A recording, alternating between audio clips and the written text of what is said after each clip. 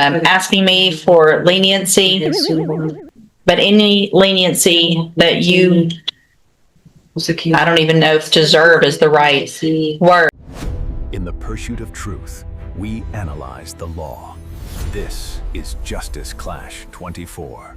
They followed her for months, and what they did in seconds changed her life forever. I would like Mr. Alonzo, and I have, Judge. Yes, Your Honor, we have. Are there any additions or corrections? Nothing famous. Nothing to state, Your Honor. Well, Judge, there is one issue that was brought to my attention this morning by Mr. Alonzo in regards to his criminal history.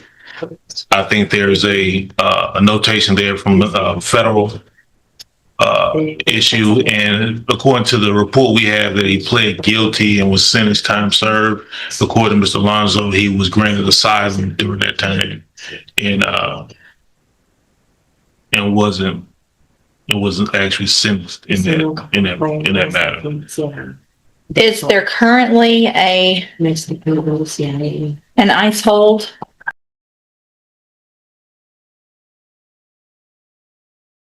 Can you check, please?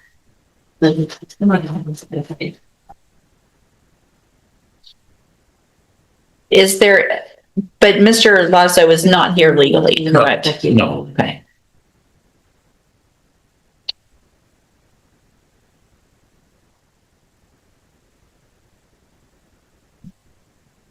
Yes. Okay. And the first, yeah. First, yeah, and us. When I opened it, Okay. some volunteers. All right, Mr. Lewis, you may proceed with argument. Well, Judge, Mr. Alonzo, he's been pretty straightforward from the beginning of this case of his involvement. He's taken full responsibility, trying to be as cooperative as possible in this matter so the proper parties and everyone can be made whole, especially dealing with the victim and what they lost out on, even to the point where he didn't know the victim would be here, but he did prepare a letter of apology that at some point he would hope been able to read or let them know of. He does understand he does have other holes from different counties that has to be addressed as well. So at this time, he's really just asking the court for as much leniency or mercy as possible as far as going forward to resolve this matter. Thank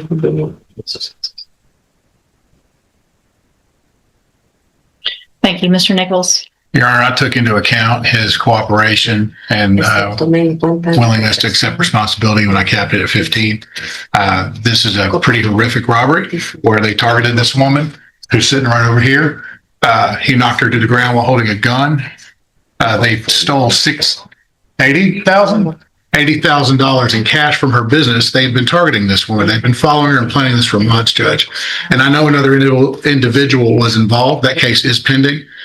Mr. Lazo did essentially debrief as to how they got there and what they were doing. And that was taken into consideration when the cap offer was made. But the facts of this case, Judge, I think 15 is more than appropriate. She was terrorized. She was brutalized. She was injured. And had to go through this. She lost items that can't be replaced. Some belonging to her late husband they stole from her. They stole her passport along with this huge amount of cash that was from her business. It was obvious they had targeted and sought her out and followed her, and that this was not just some random occurrence, that it wasn't just a crime of opportunity. They came in from Houston to do this, and they've been planning it for some time, Judge. So I ask the court to assess the full 15.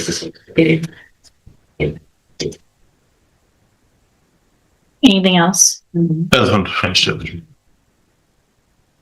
Mr. Lazo, I appreciate your attorney's arguments, asking me for leniency, but any leniency that you, I don't even know if deserve is the right word, but are getting was because of the agreement that your attorney reached with the district attorney for that cap of 15 years. What you two did.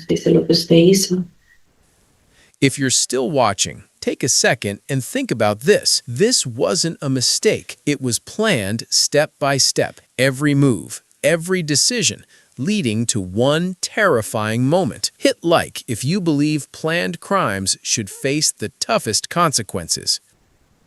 To Miss Ordaz is absolutely something, it's out of a movie, scary for a person who is just living their life, trying to run a business. And in my opinion, 15 is really probably not enough, but I understand, and I think she probably feels the same way. I appreciate, and I'm sure everybody, including her, appreciates you taking responsibility so that there wasn't a drawn-out trial, so that everybody involved is going to also have their day in court. And so based on all of that, at this time, I'm going to find that you previously entered your plea of guilty freely and voluntarily, find sufficient evidence to find you guilty, and at this time, find you guilty of aggravated robbery, sentence you to a term of 15 years in the institutional division of the Texas Department of Corrections. You do receive credit on that sentence for any time that you've been in custody that the law gives you the right to receive. There will be an affirmative finding of a deadly weapon. I'm going to hand you the trial court certification. This shows that this was an agreement I followed, and so you have given up any right to appeal. I've also handed you a written admonishment regarding your ineligibility to possess a firearm or ammunition. It's in Spanish, and you need to read it carefully. Because of the judgment entered against you, you're ineligible under Texas law to possess a firearm or ammunition. Possession of a firearm or ammunition could lead to charges against you. If you have questions about the laws that make you ineligible to possess a firearm or ammunition, or about how long that lasts, you can talk with Mr. Lewis. And if you guys will have a seat at council table, we will go off the record for a victim impact statement. Let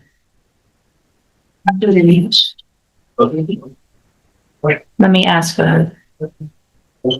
And Mr. Nichols, is she going to do that in English or Spanish? She has a family member to help to translate, Your Honor. It's going to be in Spanish. Okay.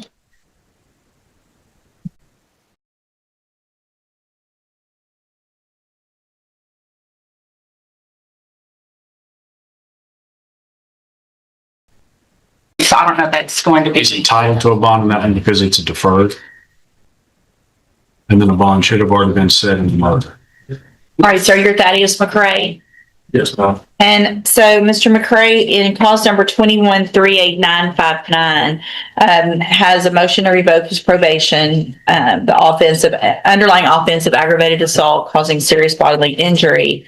And then we have clause number 26 BCCR 0399, which is the new indictment charging Mr. McCrae with the offense of murder. Ms. Brazo has filed a motion asking that I reduce the bond in the murder case. And while we're here, we obviously... For more real courtroom moments like this, make sure you subscribe, because these aren't just stories. They're real lives being changed forever. One decision, one moment, and everything is gone. Stay tuned, because the next case might shock you even more.